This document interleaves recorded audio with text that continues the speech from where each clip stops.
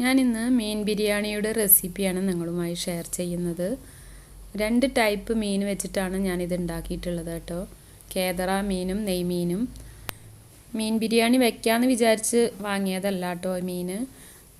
ഉച്ചയ്ക്ക് വേണ്ടിയിട്ട് ഉച്ചയ്ക്ക് സാധാ ചോറിൻ്റെ കൂടെ ഫ്രൈ ആക്കാൻ വാങ്ങിയതാണ്. അപ്പോൾ മീൻ വാങ്ങി വീട്ടിലെത്തിയപ്പോൾ മോനൊരു മോഹം, ഇതുകൊണ്ട് നമുക്ക് ബിരിയാണി ഉണ്ടാക്കിയാലോ എന്ന് ചോദിച്ച് അങ്ങനെ പെട്ടെന്നുണ്ടായ തീരുമാനമാണ്. അതുകൊണ്ടാണ് ഈ മീൻ ഇതുപോലെ കട്ട് ചെയ്തിട്ടുള്ളതും 2 ടൈപ്പ് മീനായതും. എങ്കിലും ഇതുകൊണ്ട് എങ്ങനെയാണ് ഉണ്ടാക്കുകയെന്ന് നോക്കാം. രണ്ടും കൂടെ 1 കിലോ മീനുണ്ട് കേട്ടോ ഇത്. ആദ്യം നമുക്ക് ഈ മീനൊക്കെ ഒന്ന് മസാല തേച്ചെടുക്കാം. അതിന് ഞാനിവിടെ 1.5 teaspoon Kashmiri chilli powder, 3/4 teaspoon മഞ്ഞൾപ്പൊടി, 1/4 ടീസ്പൂൺ വെളുത്തുള്ളി പേസ്റ്റ്, 1/4 ടീസ്പൂൺ ഇഞ്ചി പേസ്റ്റാക്കിയത്, പിന്നെ 1/4 ടീസ്പൂൺ കുരുമുളക് പൊടി, ആവശ്യത്തിന് ഉപ്പ്, ഇത്രയും മതി. ഇനി ഇതെല്ലാം കൂടെ നന്നായി ഒന്ന് മിക്സ് ചെയ്തിട്ട് നമുക്കിതിലേക്ക് മീൻ ചേർത്ത് കൊടുക്കാം. നന്നായി വൃത്തിയാക്കി ഒരു അരിപ്പയിൽ വെള്ളമൊക്കെ വാർത്ത് എടുത്ത മീനാണ് കേട്ടോ ഇത്. ശരിക്കും ബിരിയാണിക്ക് വലിയ പീസായിട്ടാണ് കേട്ടോ കട്ട് ചെയ്യേണ്ടത്. ഞാൻ നേരത്തെ പറഞ്ഞില്ലേ, അതുകൊണ്ടാണ് ഇത് ഇങ്ങനെ ചെറിയ പീസായിട്ടുള്ളത്. സാധാ ഫ്രൈ ആക്കാൻ വാങ്ങിയതാണ്. ഇനി ഇതിലേക്ക് ഒരു പകുതി നാരങ്ങയുടെ ജ്യൂസ് നമുക്ക് വേണം, അത് പിഴിഞ്ഞൊഴിക്കാം. പിന്നെ മീനിൽ മസാല നന്നായി തേച്ച് പിടിപ്പിച്ചിട്ട് ഉപ്പുണ്ടോ നോക്കുക, ഇല്ലെങ്കിൽ ചേർത്ത് കൊടുത്ത് ഒന്നുകൂടെ മിക്സ് ചെയ്തെടുക്കുക. മിനിമം ഒരു 15 മിനിറ്റെങ്കിലും ഇതിവിടെ ഇങ്ങനെ ഇരിക്കട്ടെ, എങ്കിൽ ഈ മീനിൽ മുളകും ഉപ്പൊക്കെ നന്നായി പിടിക്കുകയുള്ളൂ. അതിന് ശേഷമാണ് നമ്മൾ ഫ്രൈ ആക്കി എടുക്കുന്നത്. ആ സമയം കൊണ്ട് നമുക്കിതിലേക്ക് വേണ്ട മറ്റു കാര്യങ്ങൾ ചെയ്യാം. 2 കിലോ ജീരകശാല റൈസാണ് ഞാൻ വാങ്ങിയിട്ടുള്ളത്. പക്ഷെ അത് മുഴുവനായിട്ട് എടുക്കുന്നില്ല.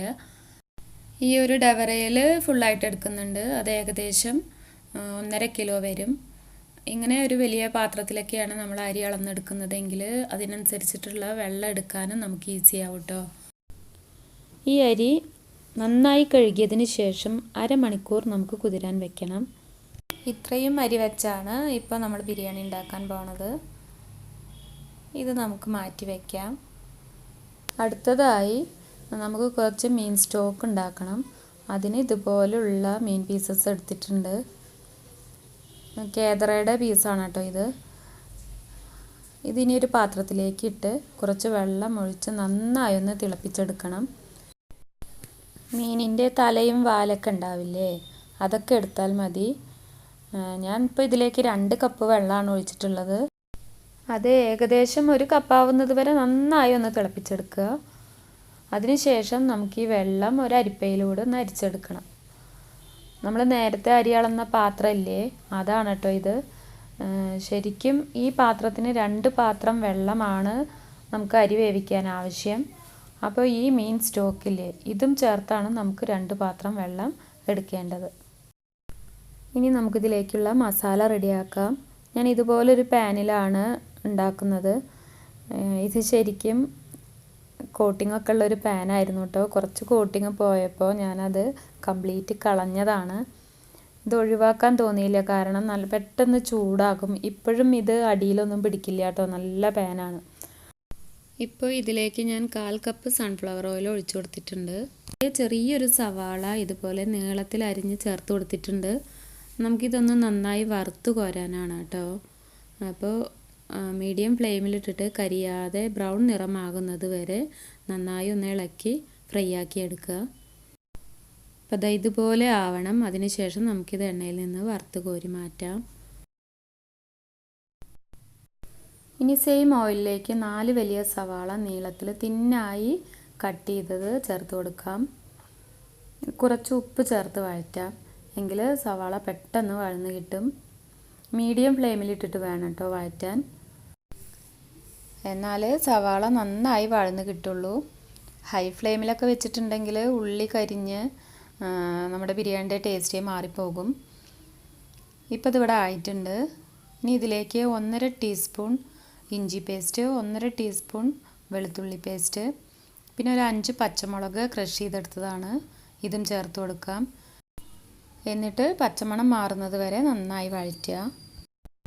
ഇഞ്ചിയുടെയും വെളുത്തുള്ളിയുടെ ഒക്കെ പച്ചമണം മാറിക്കഴിഞ്ഞാൽ നമുക്കതിലേക്ക് 3 വലിയ തക്കാളി കട്ട് ചെയ്തത് ചേർത്ത് കൊടുക്കാം. എന്നിട്ട് അതും നന്നായി ഒന്ന് വഴറ്റുക. തക്കാളി വെന്തുടഞ്ഞ് എണ്ണ തെളിയുന്നത് വരെ വഴറ്റണം. ഇതിനൊപ്പം തന്നെ നമ്മൾ മാരിനേറ്റ് ചെയ്ത് വെച്ചിട്ടുള്ള മീൻ ഞാൻ ഫ്രൈ ആക്കാൻ വെച്ചിട്ടുണ്ടായിരുന്നു. ഇപ്പം അതൊരു ഭാഗമായിട്ടുണ്ട്. നമുക്കത് തിരിച്ചിട്ട് കൊടുക്കാം. നന്നായി ഫ്രൈ ആക്കി എടുക്കേണ്ട ആവശ്യമൊന്നുമില്ല കേട്ടോ. ജസ്റ്റ് ഒന്ന് വെന്ത് കിട്ടിയാൽ മതി. നമ്മളിത് ഒന്നിച്ച് ദമ്മിടുന്നുണ്ട്, അപ്പോൾ അത് സോഫ്റ്റായി വെന്ത് കിട്ടിക്കോളും. ഇപ്പോൾ ഇതിവിടെ റെഡി ആയിട്ടുണ്ട്. നമുക്കിതെടുത്ത് മാറ്റാം. ഇതുപോലെ എല്ലാ മീനും ഞാൻ ഫ്രൈ ആക്കി എടുത്തിട്ടുണ്ട് കേട്ടോ. ഇപ്പോൾ തക്കാളിയൊക്കെ നന്നായി വെന്തുടഞ്ഞ് ഓയിൽ തെളിയാൻ തുടങ്ങിയിട്ടുണ്ട്. അപ്പോൾ നമുക്കിതിലേക്ക് 1 ടേബിൾ സ്പൂൺ ഫിഷ് മസാല ചേർത്ത് കൊടുക്കാം. ഓപ്ഷണലാണ് കേട്ടോ. ഇതില്ലെങ്കിൽ 1 ടീസ്പൂൺ മുളക് പൊടിയും 1/4 ടീസ്പൂൺ മല്ലിപ്പൊടിയും ചേർത്ത് കൊടുത്താൽ മതി. ഇനി ഗ്രാമ്പൂ, പട്ട, ഏലക്കായ പൊടിച്ചതാണിത്. അതൊരു ടീസ്പൂൺ ചേർത്ത് കൊടുക്കാം. പിന്നെ 1/4 കപ്പ് പുതിനയില അരിഞ്ഞത്, പിന്നെ 1/2 കപ്പ് മല്ലിയില വേണം. അതിൻ്റെ പകുതി നമുക്ക് ഇപ്പോൾ ചേർത്ത് കൊടുക്കാം. പകുതി ബിരിയാണി ദമ്മിടുന്ന സമയത്ത് നമുക്ക് ചേർത്ത് കൊടുക്കാം. ഇനി ഇതിലേക്ക് 1/2 ടീസ്പൂൺ മഞ്ഞൾപ്പൊടി ചേർത്ത് കൊടുക്കാം. എന്നിട്ട് എല്ലാം കൂടെ നന്നായി ഒന്ന് മിക്സ് ചെയ്തെടുക്കുക. ഈ സമയത്ത് മസാലയിൽ ആവശ്യമായിട്ടുള്ള ഉപ്പുണ്ടോ എന്ന് നോക്കുക. നമ്മൾ ആദ്യം കുറച്ച് ഇട്ടിട്ടുണ്ടായിരുന്നു, അപ്പോൾ അതിനനുസരിച്ച് ഇല്ലെങ്കിൽ ഇപ്പോൾ ചേർത്ത് കൊടുക്കുക. ഇതിലിപ്പോൾ ഉപ്പ് കുറച്ച് കുറവുണ്ട്, അപ്പോൾ ഞാൻ ചേർത്ത് കൊടുക്കുകയാണ്. ഇപ്പോൾ നമ്മുടെ മസാല ഇവിടെ റെഡി ആയിട്ടുണ്ട്. ഇനി നമുക്കിതിലേക്ക് ഫ്രൈ ആക്കി വെച്ചിട്ടുള്ള മീൻ ഇട്ട് കൊടുക്കാം.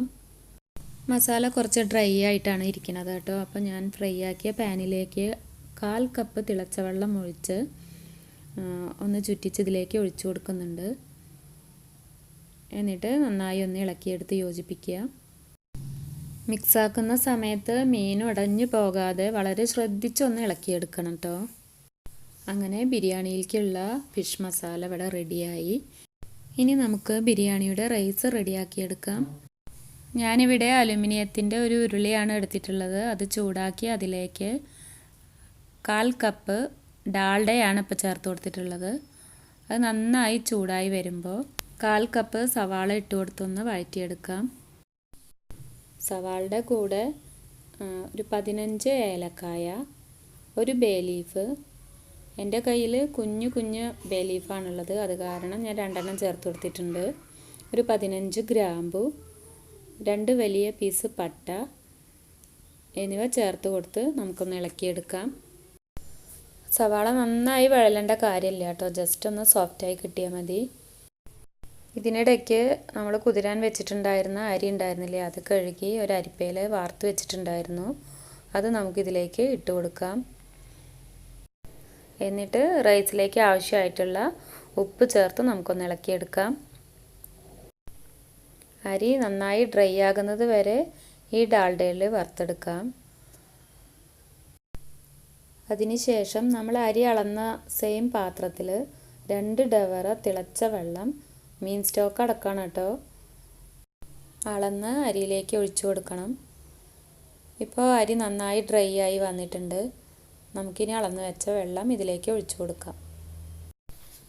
അങ്ങനെ 2 പാത്രം തിളച്ച വെള്ളം ഒഴിച്ചു കൊടുത്തിട്ടുണ്ട്. എന്നിട്ട് നന്നായി ഒന്ന് ഇളക്കി അടച്ചു വെച്ച് തിളയ്ക്കുന്നത് വരെ ഹൈ ഫ്ലെയിമിലിടുക. അതിനുശേഷം മീഡിയം ഫ്ലെയിമിലേക്ക് മാറ്റാം.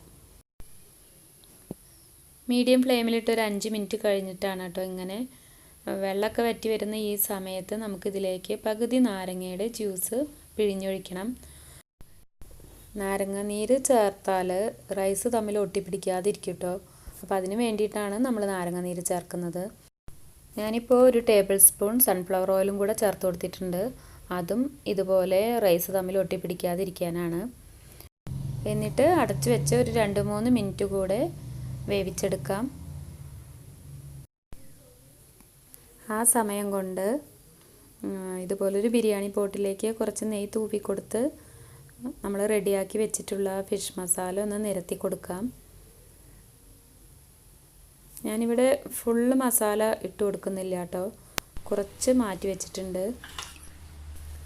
എന്താണെന്ന് വെച്ചാൽ ഇവിടെ മസാല കൂടുതൽ വേണം എന്ന് പറയുന്നവരും മസാല തീരെ ഇഷ്ടമില്ലാത്തവരും ഉണ്ട്. അപ്പോൾ മസാല കൂടുതൽ വേണ്ടവർക്ക് നമ്മൾ സെർവ് ചെയ്യുന്ന സമയത്ത് ചേർത്ത് കൊടുക്കാൻ വേണ്ടിയിട്ടാണ് മാറ്റി വെച്ചിട്ടുള്ളത്.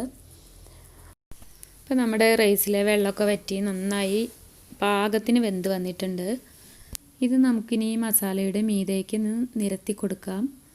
കംപ്ലീറ്റ് വേണ്ട, പകുതി റൈസ് ചേർത്ത് കൊടുക്കുക. അതിനുശേഷം നമ്മൾ ഫ്രൈ ആക്കി വെച്ചിട്ടുള്ള സവാള ഒന്ന് സ്പ്രെഡ് ചെയ്ത് കൊടുക്കുക.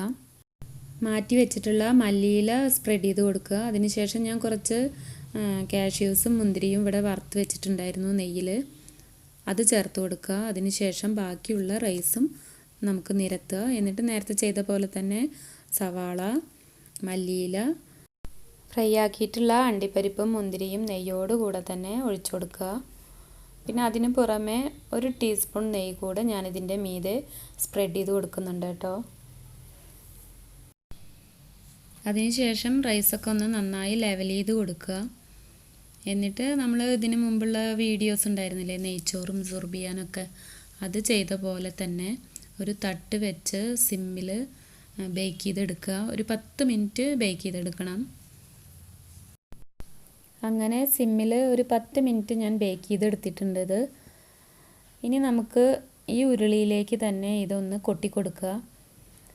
ചിക്കനും ബീഫൊക്കെ നമ്മൾ ഇളക്കുന്നത് പോലെയല്ലല്ലോ, ഈ മീൻ പെട്ടെന്ന് ഉടഞ്ഞു പോവില്ലേ. അപ്പോൾ അത് ഒഴിവാക്കാൻ വേണ്ടി നമുക്കിത് ഇതിലേക്കൊന്ന് കൊട്ടിക്കൊടുക്കാം. എന്നിട്ട് മീൻ ഉടഞ്ഞു പോകാതെ തന്നെ പതുക്കെ പതുക്കെ നമുക്കിതൊന്ന് മിക്സാക്കി എടുക്കണം. നല്ലൊരു സ്മെല്ലാണ് വരുന്നത് കേട്ടോ നമ്മുടെ ഫിഷ് ബിരിയാണിയുടെ.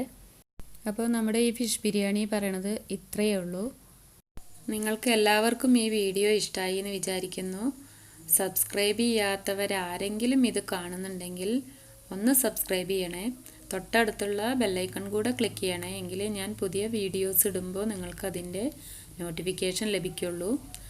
അപ്പോൾ ഈ വീഡിയോ ഇഷ്ടമായാൽ നിങ്ങളുടെ ഫ്രണ്ട്സിനും റിലേറ്റീവ്സിനും ഒക്കെ ഒന്ന് ഷെയർ ചെയ്ത് കൊടുക്കുക. എല്ലാവരും ഉണ്ടാക്കി നോക്കുക. എന്നിട്ട് അതിൻ്റെ ഫീഡ്ബാക്ക് കമൻറ്റ് ബോക്സിലൂടെ അറിയിക്കുക. പിന്നെ ഇഷ്ടമായില്ലെങ്കിലും എല്ലാവരും ഷെയർ ചെയ്യണേ. അപ്പോൾ ഓക്കെ, ബൈ, താങ്ക് യു.